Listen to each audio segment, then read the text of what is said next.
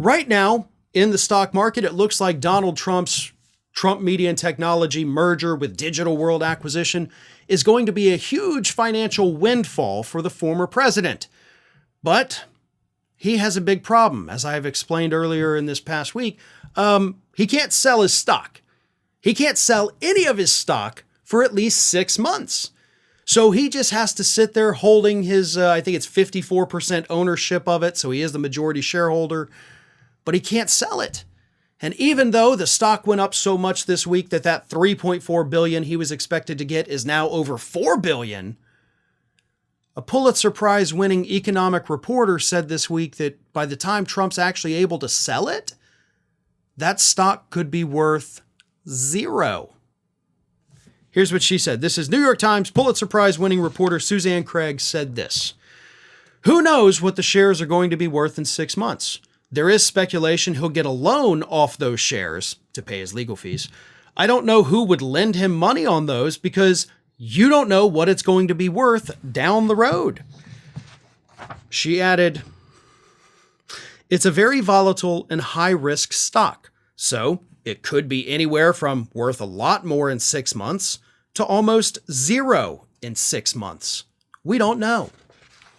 And a lot of people may be saying, but Farron, you actually just pointed out that the stock went up this week. Well, of course it did. That's what stocks do. When an IPO, initial public offering, whatever you want to call it, a brand new stock comes out, especially one that's highly publicized like this was, of course it's going to gain. Of course it's immediately going to gain. That's what happens. But now there's a big problem. That stock was gaining because it was new, because it was novel, because it was highly publicized, because Trump's name's attached to it, because Digital World put a bunch of money into it, right? So, hey, it made sense. Hey, this thing looks like it's going to really take off. Let's do this. But now, all that hype, all that anticipation goes away and no longer affects the price. The price of that stock will now be solely based, or at least it should be in a perfect world, for most common sense investors, it's going to be based on the performance of Truth Social, which, for the record, if this is any indication of how well the company's going, went down for an extended period of time on Friday morning again. So it's not doing well as a platform. It's hemorrhaging users. It's only got 850,000 active monthly users. 850,000, not even 1 million people every month. It's hemorrhaging money, right? It made $5 million last year, spent $30 million. So it is, as I've said, effectively worthless on paper as it is. And once investors start seeing that, once they realize like, okay, I bought this stock, let's see what Truth Social does. Uh-oh, I can't even log into the website because it's down again. Maybe this isn't a good investment. Maybe I start selling.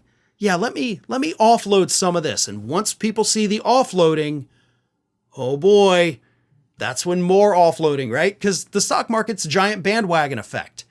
If you get a large group of investors suddenly dumping a stock, other investors get scared and they start dumping, and then it creates this snowball effect.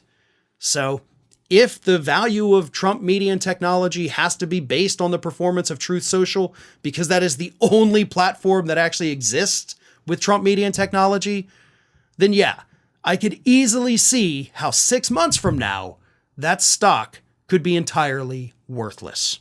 Now, if the shareholders vote to allow Trump to sell his stock before 6 months, he'll make some money. So don't get me wrong, Trump will probably make money off of this deal.